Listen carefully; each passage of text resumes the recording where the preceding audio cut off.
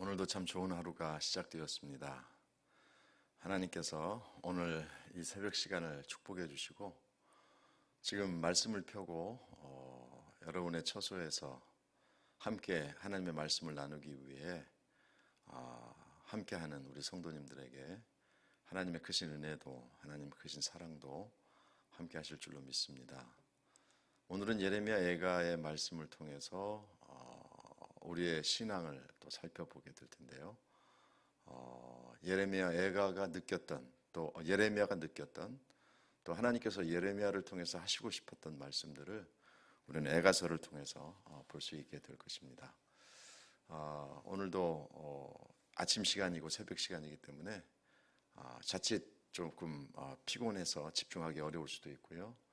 또 다른 사람이 보질 않으니까 공부에 집중하지 못하고 자세라든지 또 괜히 다른 것에 방해받을 수 있으니까 이 시간 하나님께 드리는 시간으로 정하시고 기쁜 마음으로 감사한 마음으로 집중해서 우리 하나님의 말씀을 함께 나누기를 바랍니다. 잠깐 기도하겠습니다. 하나님, 이 새벽을 깨워주시고 하나님의 말씀 앞에 서게 하시니 감사합니다.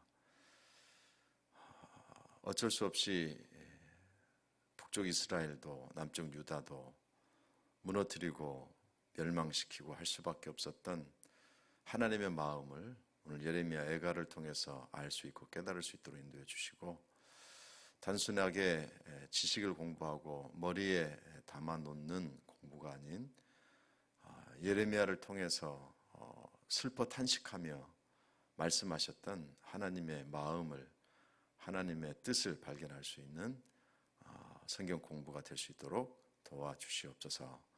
지금 화면 앞에서 말씀을 공부하기 위해 함께하는 우리 성도들 한 사람 한 사람 그 장소마다 하나님께서 함께해 주실 줄로 믿습니다. 아버지 하나님, 성령께서 모두의 선생님이 되어주시고 성령께서 우리에게 깨달음을 허락하여 주시옵소서. 예수님의 이름으로 감사하며 기도하옵나이다. 아멘. 자, 예레미야 예가를 펴시기를 바랍니다. 예레미야 다음에 나오는 예레미야 예가입니다.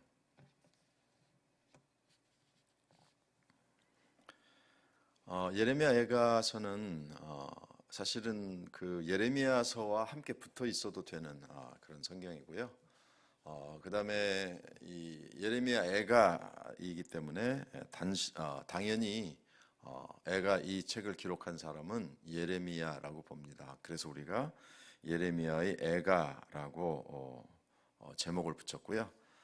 애가라는 것은 슬픔의 노래라는 것이죠. 여러분 1장 3절 말씀 보시면 결국 예레미야는 성전이 무너지고 백성이 포로로 잡혀간 것을 굉장히 고통스러워했죠. 1장 3절 말씀 보십시오. 유다는 환난과 많은 고난 가운데에 사로잡혀 갔도다. 그가 열국 가운데에 거주하면서 쉴 곳을 얻지 못하며 그를 핍박하는 모든 자들이 궁지에서 그를 뒤따라 잡았도다. 이렇게 이야기하면서 환난과 고난 가운데서 사로잡힌 유다 백성들을 보면서 안타까워하는 모습을 보여주고 있습니다. 지난주에 예레미야를 설명할 때도 말씀드렸습니다만은 예레미야는 눈물의 선지자이죠. 여러분 1장 16절 말씀 보시면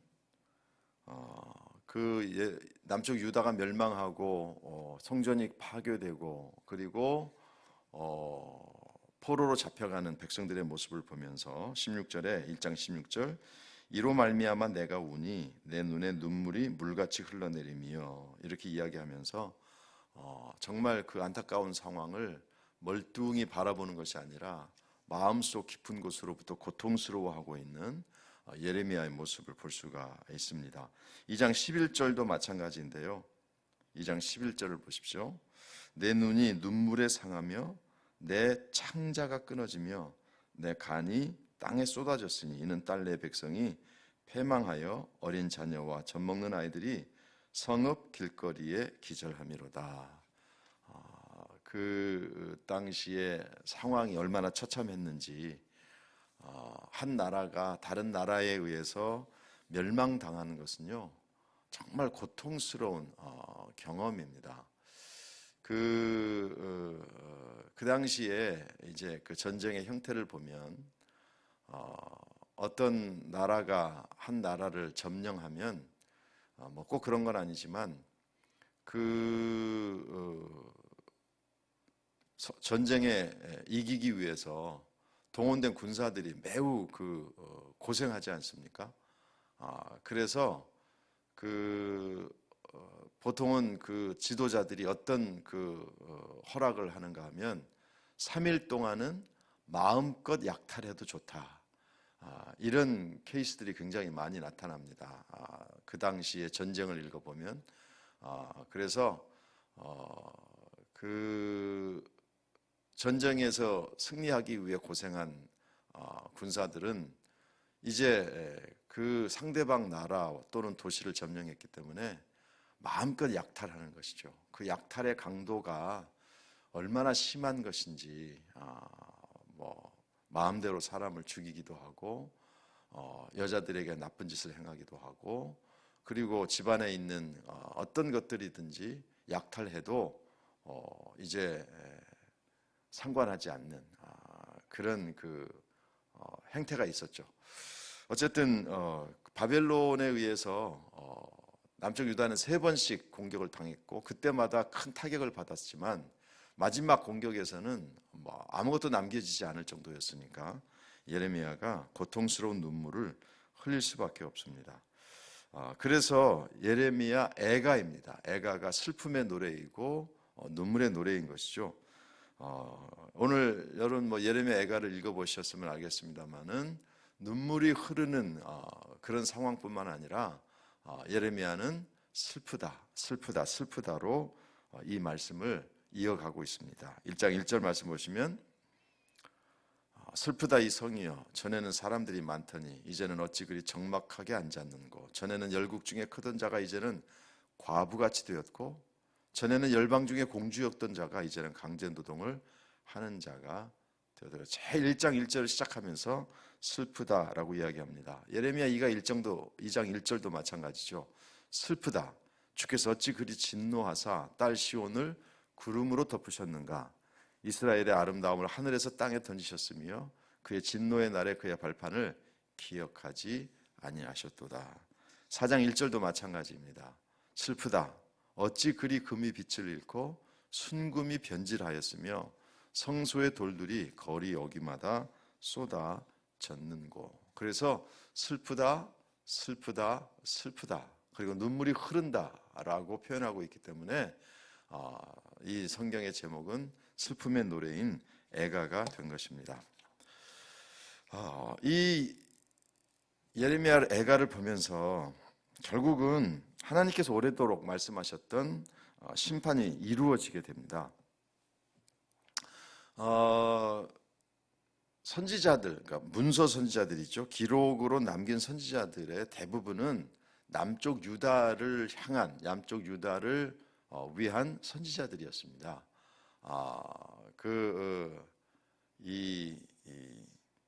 그러한 그 선지자들을 통해서 하나님께서 사실 계속해서 말씀하셨던 것이 심판이고 그리고 그 심판 뒤에 오는 처참한 결과들을 계속해서 말씀하셨거든요. 그럼에도 불구하고 백성들은 하나님의 말씀을 듣지 않았습니다. 결국 심판이 이루어졌고요. 그 심판의 결과는 매우 처참했습니다. 몇 가지 처참한 광경들이 나타나는데 첫 번째는 주변 사람들의 조롱입니다. 자, 여러분 이제 2장 15절로 가보시기 바랍니다. 여러분의 성경 2장 15절. 2장 15절. 모든 지나가는 자들이 다 너를 향하여 박수치며 딸 예루살렘을 향하여 비웃고 머리를 흔들며 말하기를 온전한 영광이라 모든 세상 사람들의 기쁨이라 일컫던 성이 이 성이냐 하며 내 모든 원수들은 너를 향하여 그들의 입을 벌리며 비웃고 이를 갈며 말하기를 우리가 그를 삼켰도다. 우리가 바라던 날이 과연 이 날이라 우리가 얻기도 하고 보기도 하였다 하도다. 그러니까 이 심판에 당한 그 바벨론에 의해서 멸망당한 그 이스라엘 백성들 예루살렘의 모습을 보면서 주변 사람들이 그렇게 조롱하고 비웃는 것이죠. 자, 5장 15절로 가보시기 바랍니다. 5장 15절 16절입니다. 우리의 마음에는 기쁨이 그쳤고 우리의 춤은 변화에 슬픔이 되었사오며 우리의 머리에서는 면류관이 떨어져 싸우니 오라 우리의 범죄 때문이니이다. 그러니까 이게 지금 이 모든 어떻게 보면 하나님이 우리를 특별히 사랑하신다라고 하는 자부심도 있었고 대단한 열정도 있었지만 이 심판을 통해 결정적으로 성전이 무너지면 성전이 파괴되면서 모든 그 자존심이 상하게 되고 그런 주변 나라들에 의해서 조롱을 받게 됩니다. 또한 수많은 사람들이 죽음을 당하게 되는데요. 2장 21절 말씀으로 가보시면 2장 21절 그 전쟁의 결과로 많은 사람들의 목숨이 죽었다는 죽음을 당하게 되는데요. 2장 21절 말씀 보시면 늙은이와 젊은이가 다 길바닥에 엎드러져 싸우며 내 처녀들과 내 청년들이 칼에 쓰러졌나이다. 주께서 주의 진노의 날에 죽이시되 긍휼히 여기지 아니하시고 도륙하셨나이다. 그러니까 모든 영광은 다 떨어지고 주변 사람들에게 손가락질 받고 그리고 실제로 많은 사람들의 목숨이 정말 이렇게 안타깝게 끝나는 비참한 상황이 생기게 되고요. 그런 과정 속에서 엄청난 식량난, 고통스러운 상황이 생기게 됩니다. 여러분 4장 3절로 한번 가보시기 바랍니다. 4장 3절 4장 3절부터 5절까지의 말씀. 들깨들도 젖을 주어 그들의 새끼를 먹이나 딸 내 백성은 잔인하여 마치 광야의 타조 같도다. 젖먹이가 목말라서 혀가 입 청장에 붙으며 어린아이들이 떡을 구하나 떼어줄 사람이 없도다.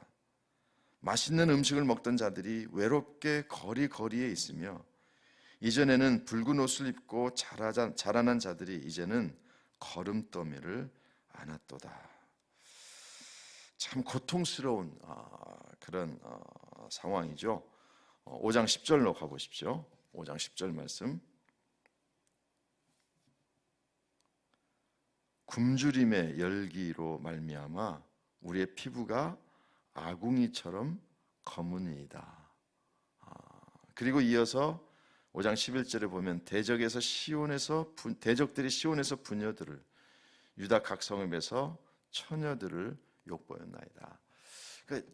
아주 그냥 전쟁에 패배했기 때문에 아주 고통스러운, 아주 치욕스러운 그런 결과가 나타나게 되죠.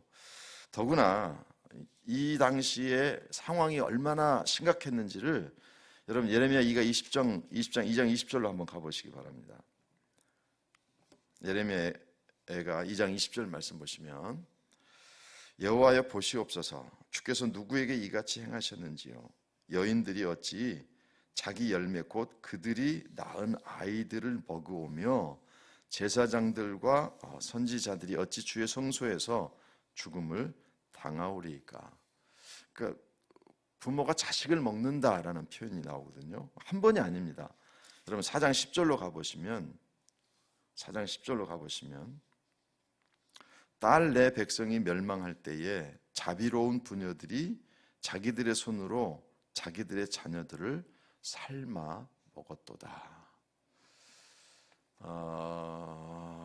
여러분 이게 너무나 고통스럽고 먹을 게 없으니까 자기 자녀들을 삶아 먹었다. 그래서 이 표현이 두 번씩 이렇게 반복해서 나오고 있거든요. 그러니까 실제로 그런 일이 있었을 수도 있고요. 그 정도로 고통스러운 상황이었다라는 것을 보여주고 있습니다. 아마도 손으로 자기들의 자녀들을 삶아 먹었다라고 하는 이 표현이 그냥 해본 표현은 아닐 것 같고요. 아마 굉장히 실제로 이렇게 비참한 상황들이 일어났을 거다라고 생각을 하죠. 그래서 그 예루살렘 성이 이렇게 멸망하고 그 결과로 너무나도 처참하지 않습니까? 여자들은 고통스러운 상황을 당하고 젊은 사람들도 다 칼에 무너지고 쓰러지고 오죽하면 예레미야가 금이 변한다. 금은 변하지 않거든요. 금이 변했다라고 표현할 정도로 너무나도 고통스러운 상황이 생겼고요. 주변 나라들은 다 손가락질하고 비웃고 식량은 없어서 정말 자기 자녀들을 삶아 먹어야 될 정도의 고통스러운 상황이 생기고 이게 정말 그 당시에 일어났던 심판의 결과인 것이죠.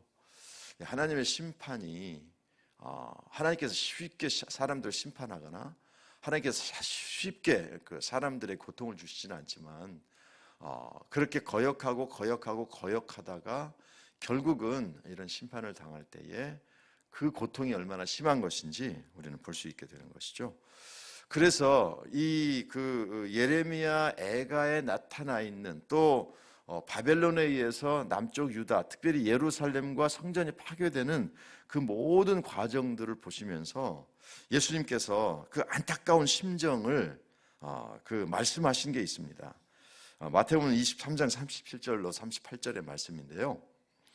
예루살렘아 예루살렘아 선지자들을 죽이고 내게 파송된 자들을 돌로 치는 자여 암탉이 그 새끼를 날개 아래 모음같이 내가 내 자녀를 모으려 한 일이 몇 번이더냐. 그러나 너희가 원하지 아니하였도다. 보라 너희 집이 황폐하여 버려진 바 되리라. 이 말씀이요, 사실은 예수님께서 앞으로 이제 AD 70년에 로마에 의해서 예루살렘이 완전히 파괴가 되거든요.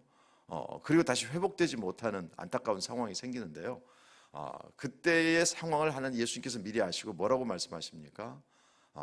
너의 집이 황폐하여 버려진 바 되리라. 이 부분이 예수님께서 어떤 상황을 마음속에 품고 말씀하고 계신가 하면 지금 예레미야가 말씀했던 또 예레미야 애가가 말씀했던 애가를 통해서 보여주셨던 바로 그 처참한 상황을 예수님께서 말씀하고 계신 것이죠. 그 정도로 이스라엘 백성들의 삶 속에서는 잊을 수 없는 처참하고 고통스러운 결과입니다. 그래서 느부갓네살에 의해서 3번씩이나 이제 공격을 당하게 되고요. 또 포로로 잡혀가게 되고요. 그런 상황 가운데서 완전히 삶이 무너지고 그런 그 일들이 예루살렘 성 안에 일어나지 않았습니까? 자기 자식들을 삶아 먹어야 될 정도로, 그리고 젊은이든 늙은이든 다 칼에 도륙당했다라고 할 정도이고, 또 여자들은 수치스러운 일을 당하게 되고 모든 것들이 다 무너지고 쓰러지는 이런 과정을 보면서 그 예수님께서 그 예루살렘이 무너질 수밖에 없는 상황을 마음속에 품고 말씀하실 때에 바로 이런 상황을 두고 말씀하신 것이죠. 자, 왜 그러면 하나님께서 이런 심판을 하실 수밖에 없었는가? 예레미야는 몇 가지 이유를 우리에게 밝혀줍니다. 첫 번째 이유는 당연히 죄악 때문이죠. 1장 5절 말씀으로 가시기 바랍니다. 1장 5절. 그의 대적들이 머리가 되고 그의 원수들이 형통함은 그의 죄가 많음으로 여호와께서 그를 곤고하게 하셨음이라. 어린 자녀들이 대적에게 사로잡혔도다. 왜 하나님께서 심판하셨나? 그 심판의 이유가 뭐냐면 그렇게 수많은 선지자들을 하나님께서 보내셨음에도 불구하고 불순종했던 이스라엘 백성들의 죄 때문이죠. 1장 8절도 마찬가지입니다. 1장 8절 말씀 보시면 예루살렘이 크게 범죄함으로 조속거리가 되었으니 전에 그에게 영광을 돌리던 사람들이 그의 벗었음을 보고 업신여김이여 그는 탄식하며 물러가도다. 예루살렘이 크게 범죄했기 때문이다라고 분명하고 정확하게 선포하고 계십니다. 3장 42절 말씀으로 가보십시오. 3장 42절 말씀. 3장 42절로 가시면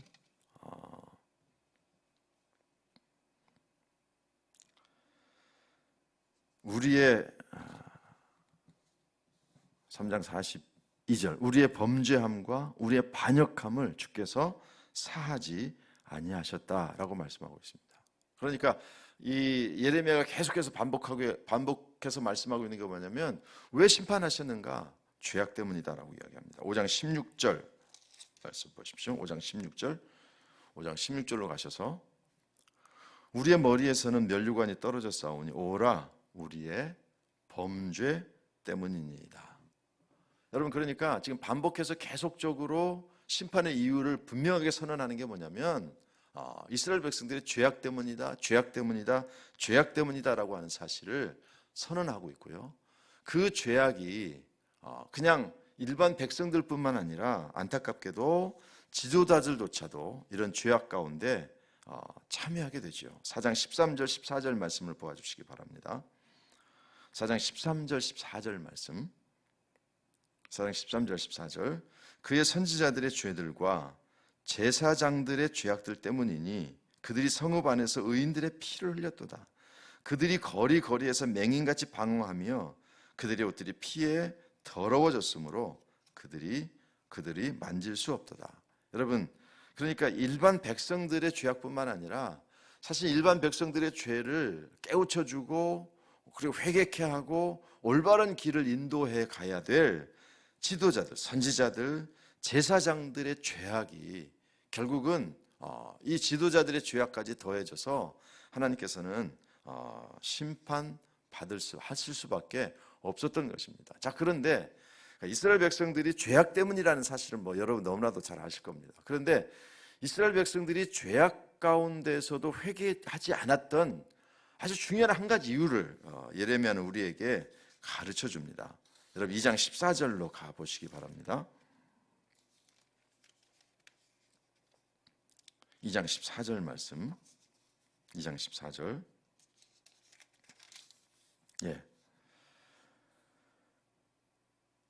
내 선지자들이 내게 대하여 헛되고 어리석은 묵시를 보았으므로 내 죄악을 드러내어서 내가 사로잡힌 것을 돌이키지 못하였도다. 그들이 거짓 경고와 미혹하게 할 것만 보았도다. 여러분 이스라엘 백성들이 죄악을 범한 건 맞아요. 그런데 그 죄악을 돌이키지 않았던 이유 중에 하나가 뭐냐면 거짓 선지자들입니다. 그러니까 이스라엘 백성들의 귀만 즐겁게 했던 메시지를 전했던 사람들이죠. 그래서 여러분 성경 역사를 보면 희한하게도 하나님께서 세우신 선지자가 있는가 하면 매번 거짓 선지자들이 꼭 등장합니다. 그래서 그 하나님의 말씀이 아닌 사실이 자기네들이 계시를 보았다, 묵시를 보았다라고 이야기하지만 다 사기꾼인 것이죠. 그래서 이스라엘 백성들이 분명히 하나님의 심판이 다가오고 있음에도 불구하고 어떻게 이야기하는가 하면 하나님께서 우리를 심판하실 수 없다. 또 이제 그들의 마음 속에 가지고 있던 게 뭐냐면 성전은 절대 무너지지 않는다라고 하는 개념이죠. 물론 그것은 가짜 뉴스는 아니지만 그러나 하나님께서는 이미 성전까지도 무너뜨려야 된다라는 사실을 마음속에 품고 계셨어요. 그렇지 않고서는 이스라엘 백성들이 절대 돌이키지 않는다는 사실을 아셨거든요. 그렇기 때문에 하나님께서는 처절한 심판을 예레미야라든지 이사야라든지 또 이런 사람들을 통해서 분명히 말씀하고 계심에도 불구하고 여전히 거짓 선지자들이 일어나서 안심하라, 평안이다 이런 메시지를 전하는데 사람들은요 자기를 공격하고 그리고 심판의 메시지를 전하는 사람들보다는 위로하고 좋은 이야기만 해주는 그런 그 선지자들에게 그런 말씀의 마음을 빼앗기가 쉽거든요. 그래서 결국은 죄악 때문이기도 하고 그 죄를 죄라고 지적하지 않는 가짜 선지자들, 거짓 선지자들이 이 활동을 했고 그들의 그 아주 귀에 아주 달콤한 그런 그 메시지에 마음을 빼앗기는 바람에 사실은 회개하고 돌이킬 수 있는 기회를 놓치게 되는 것이죠. 그런 면에서 너무나도 안타까운 상황이 벌어진 것입니다. 백성들이 죄를 범합니다. 그리고 지도자들도 죄를 범해요. 그런데 그렇게 할 수 있었던 이유 중에 하나는 뭐냐면 엉뚱한 메시지를 전했던 거짓 선지자들의 말씀을 정말 예레미야라든지 이런 선지자들의 말씀을 받지 않고 오히려 여러분 지난주에 예레미야에 대해서 말씀드렸습니다마는 예레미야 같이 정확하게 메시지를 정확하고 바벨론에게 항복해야 돼. 바벨론을 이길 수 없어. 하나님께서 바벨론을 들어서 우리를 치실 거야. 그런 그 심판의 메시지를 전하는 예레미야 같이 정말 신실한 선지자들은요 어떻게 했습니까? 때리고 구덩이에 가두고 그 목에 걸어서 사람들이 보는 곳에 창피를 주고 그러니까 진정한 메시지를 전하는 사람들에게는 고통스럽게 하고 거짓 선지자들은 우대하고 이런 것들이 정말 많은 상황이었던 것이죠. 우리는 이것을 변질된 복음이라고 이야기합니다. 그런데 그 변질된 복음은 그 당시에만 있었던 것이 아니고 지금도 수많은 변질된 복음들을 우리는 접할 수 있습니다. 여러분 특별히 이제 SNS, 유튜브라든지 요즘 이런 것들이 많은 그 정보들을 제공해 주고 있거든요. 주의 깊게 보셔야 됩니다. 특별히 이단들이라든지 이런 사람들이 자신의 정체를 드러내지 않고 찬양이라든지 뭐 이런 것들을 통해서 미혹을 하기도 하고요. 사실 저 같은 경우도 전 목사이지만 이 사람 이런 단체가 정말 기독교적 우리가 복음적인 단체인지 아닌지를 알기 어려운 그런 상황들이 상당히 많습니다. 왜냐하면 이단들이 자신들의 이름을 내걸지 않고 특별히 봉사단체를 많이 만들어서 그런 일들을 행하고 있거든요. 그러니까 봉사 자체는 선한 것인데 그 목적이 뭐냐면 그것을 통해서 끌어들이려고 하는 그러한 일들도 굉장히 많고요. 저도 설교자입니다만은 유튜브를 통해서 설교하거나 또 지금 어떤 시대 상황을 설명하는 것을 보면 이건 아닌데라는 생각이 들 때가 참 많습니다. 그래서 여러분들에게 부탁을 드리고 싶은 것은 여러분이 꼭 성경을 읽으셔야 되고요. 무조건 그냥 유튜브라든지 이 SNS로 돌아다니는 것이 진리가 아닙니다. 그러니까 어떤 것을 들으면 좀 확인해 보시고 질문해 보시고 그래서 정확하지 않은 것을 따라가지 마십시오. 제가 언젠가 한번 보았던 유튜브에 스위스인지 어딘지에 정말 왜 그런 소리가 나는지 모르겠는데 엄청나게 큰 소리가 나더라고요. 근데 그 소리의 정체를 밝히지를 못했어요.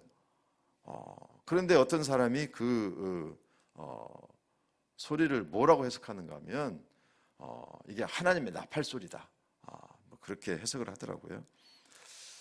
절대 그렇지 않습니다. 뭐 나팔 소리면 나팔 소리지.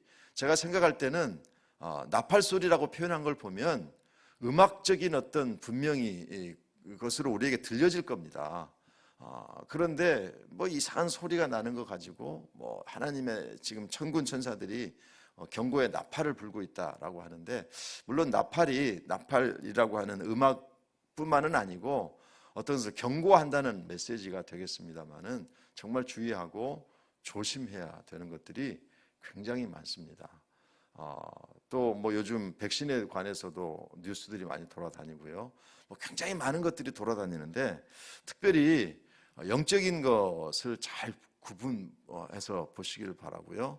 또 은혜를 사모하는 분들은 또 유튜브라든지 이런저런 돌아다니는 그 말씀들을 굉장히 많이 듣기도 하시더라고요. 그런데 방송에 나오니까 다 맞다 이렇게 여러분 생각은 하지 마시고 여러분이 꼭 성경을 아셔야 됩니다. 그리고 잘 이해되지 않는 것들은 이렇게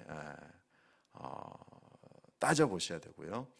이제 한 가지 거짓 선지자들의 공통점이 하나 있습니다. 그게 뭐냐면 뭔가를 봤다. 하나님께서 특별히 나에게 가르쳐 주셨다. 이것은 누구도 알지 못하는 비밀이다. 뭐 이건 특별한 나의 체험이다.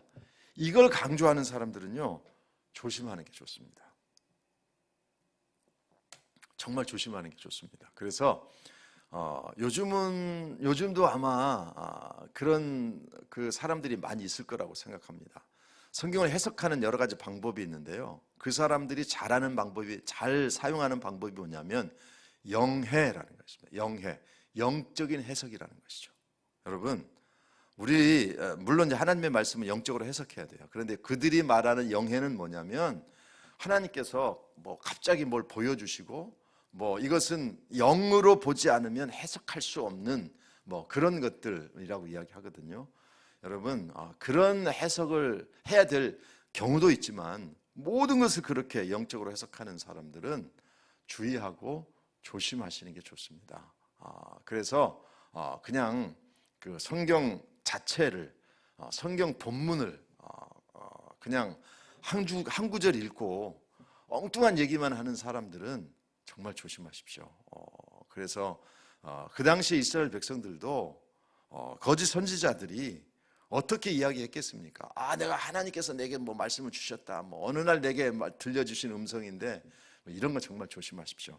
이 시대에도 이단들도 많고 또 간판은 복음적인 간판을 걸었지만 메시지 안에 이단적이고 또 비본질적인 복음이 변질된 그런 메시지들도 많기 때문에 그냥 은혜스럽다로 끝나지 마시고 그 말씀이 성경의 바탕인지를 살펴보는 여러분의 분별력도 여러분들에게 있어야 됩니다. 자, 그러면 이제 예레미야 애가의 내용은 사실은 단순하죠.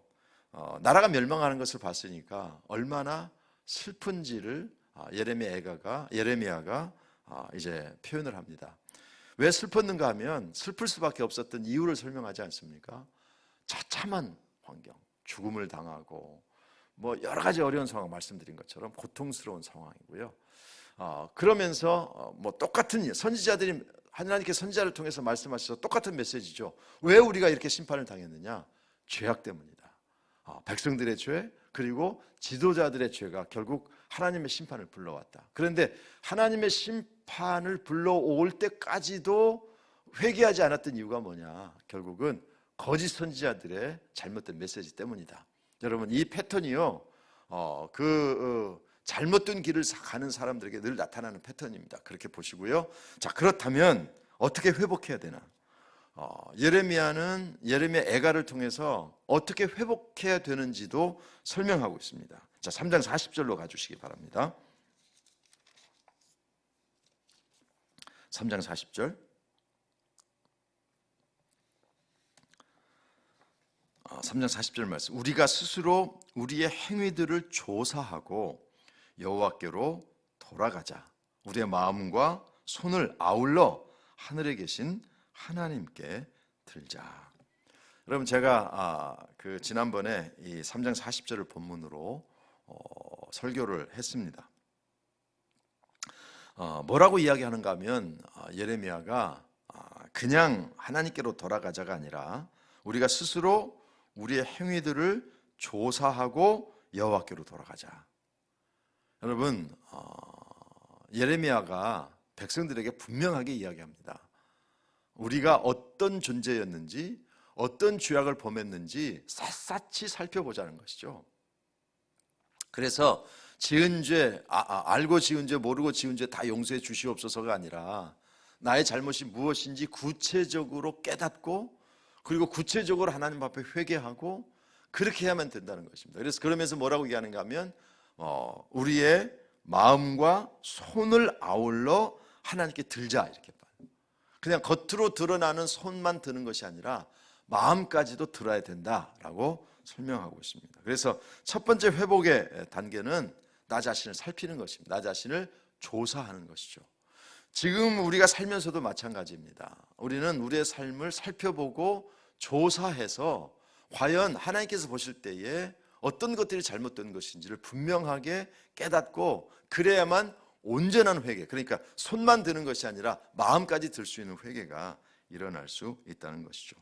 두 번째는 하나님의 신실하심을 회복하고 구체적으로 삶을 바꾸는 것입니다. 3장 19절 말씀 보십시오. 3장 19절부터 26절의 말씀입니다. 3장 19절부터 26절. 내 고초와 재난 곧 쑥과 담즙을 기억하소서. 내 마음이 그것을 기억하고 내가 낙심이 되오나 이것을 내가 내 마음에 담아두었더니 그것이 오히려 나의 소망이 되었사옴은 여호와의 인자와 긍휼이 무궁하심으로 우리가 진멸되지 아니함이니이다. 이것들이 아침마다 새로우니 주의 성실하심이 크시도소이다. 내 심령에 이르기를 여호와는 나의 기업이시니 그러므로 내가 그를 바라리라 하도다. 기다리는 자들에게나 구하는 영혼들에게 여호와는 선하시도다. 사람이 여호와의 구원을 바라고 잠잠히 기다림이 좋도다. 여기에 이제 예레미야가 하고 싶은 메시지가 뭐냐면, 우리는 죄악 때문에 지금 처참한 심판을 당했다. 그 죄악 때문이고 이게 너무나도 고통스러운 상황이다. 그런데 우리가 해야 될 일은 회개하는 일이고, 그 다음에 해야 될 일이 뭐냐면 이 어려운 상황, 이 고통스러운 상황을 통해서 또다시 옛날로 돌아가거나 그 자리에 머물러 있는 것이 아니라 영적으로 순결해지고 거룩해지고 앞으로 나아가야 된다라고 이야기해요. 그러면서 뭐라고 이야기합니까?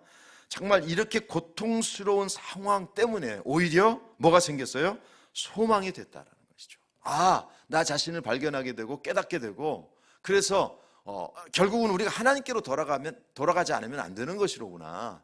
하나님께 돌아가는 길 위에는 아무것도 없구나. 그러니까 지금 이 예레미야의 상황이, 그 당시 이스라엘 백성들의 상황이 어떤 상황인가 하면, 기댈 것이 하나도 없어진 상황이죠. 완전히 기댈 것이 없어진 상황입니다. 그러다 보니까 이제는 누구를 기댈 수밖에 없다? 하나님께 기댈 수밖에 없다라고 하는 결론을 내리게 된 것이죠. 여러분, 그래서 우리가 해야 될 일이 뭐냐면, 제가 가끔 그런 말씀드리죠. 하나님을 의지하되 내가 지금 아무것도 없는 것처럼 하나님을 의지해야 된다. 하나님이 도와주시지 않으면 뒤에 나도 다 할 수 있는 길이 있습니다가 아니라 철저하게 온전하게 하나님을 의지하는 그런 우리의 태도가 필요하죠. 그래서 그냥 죄악 때문에 널브러졌어요. 너무나도 고통스러워. 거기서 끝나지 않고, 그럼 우리가 어떻게 해야 되지? 회개해야지. 그 다음에는요, 뭐라고 이야기합니까? 결국은 이것 때문에 우리가 하나님을 의지할 수밖에 없다는 사실을 깨닫죠. 그러니까 이 고통을 통해서 영적으로 깨닫는 자가 되라라는 것입니다. 그러면서 예레미야는 뭐라고 이야기합니까? 이런 상황 가운데서도 여러분 22절 말씀 보시면, 여호와의 인자와 긍휼이 무궁하심으로 우리가 진멸되지 아니함이니이다. 이게 말이 맞습니까? 안 맞죠. 지금 처참한 상황 말씀드렸잖아요. 그런데도 이 예레미야는 고백합니다. 여호와의 인자와 긍휼이 무궁하시다. 이게 무슨 의미일까요? 여러분, 하나님은 심판조차도 사실은 그 심판을 당하는 대상을 위한 것입니다. 이스라엘 백성들이, 남쪽 유다 백성들이 수많은 선지자들을 보내도 회개하지 않거든요. 그런데 하나님께서 이런 과정을 통해서 어떻게 합니까? 영적으로 완전히 깨어지고 다시 일어날 수 있는 길을 열어주시고요. 지난주에 말씀드린 것처럼 영원한 멸망이 아니라 70년 후 회복되는, 그래서 586년에 그 이스라엘 백성들이 멸망하고, 그리고 70년 후에 수르바벨 성전이 세워지거든요. 그래서 이 70년의 세월을 통해서 하나님께서 다시 회복시켜 주실 것이라는 사실을 알았기 때문에 이 고통스러운 상황 가운데서도 하나님의 인자와 긍휼이 끝나지 않는다라고 분명히 선언합니다. 여러분, 우리의 삶도 마찬가지여야 된다고 생각하는데요. 혹시 지금 너무나도 고통스러운 상황 가운데 있다면 절대 질문되지 않습니다. 이것들이 아침마다 새로우니 주의 성실하심이 크도소이다 라고 이야기하면서 26절에 여호와의 구원을 바라고 잠잠히 기다림이 좋도다라고 이야기합니다. 결국은 이제 하나님께서 이 예레미야를 통해서, 예레미야 자체도 그렇지만 애가를 통해서도 하나님께서 이 하나님의 뜻을 가르쳐 주시는 것입니다. 짧은 편지이지만 굉장히 우리 삶 속에, 우리 신앙 굉장히 중요한 요소들이 많이 들어 있습니다.